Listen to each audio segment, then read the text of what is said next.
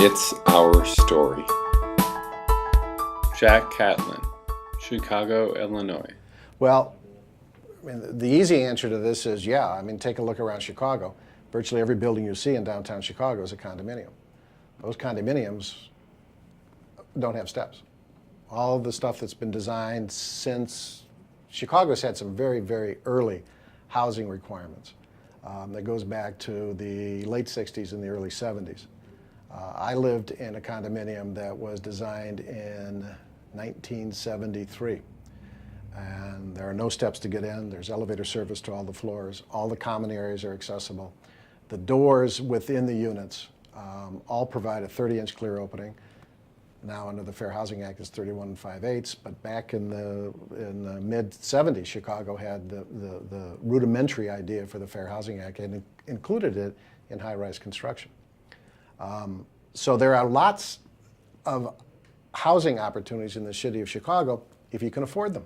These are new buildings. These are buildings that are built along the lakefront. These are buildings that are built in areas that can demand high rents and high costs. So I'm not saying it solves the problem for everybody, because there's lots of people that don't have access to those financial access to that type of housing. In Chicago last year, we passed a zoning ordinance, a zoning code, which provides incentives for developers in all neighborhoods to create accessible housing at the ground floor, and it's working. This is not a building code issue, this is a zoning issue. Some of the least expensive housing is 2 and 3 flats in the city of Chicago. And the new 2 and 3 flats that are going up, a lot of the first floor units meet the Fair Housing Act and are accessible.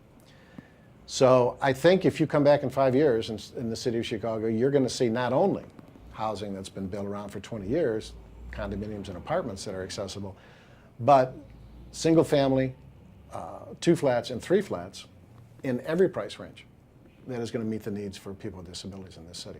So it's changing, it's coming about, it's evolving. There are no standout communities, and there shouldn't be. We're talking about integration, not segregation. We want to integrate this into the social fabric of the country. The It's Our Story project is a national effort to make disability history public and accessible. Visit us at www.itsourstory.org or on the It's Our Story project YouTube channel.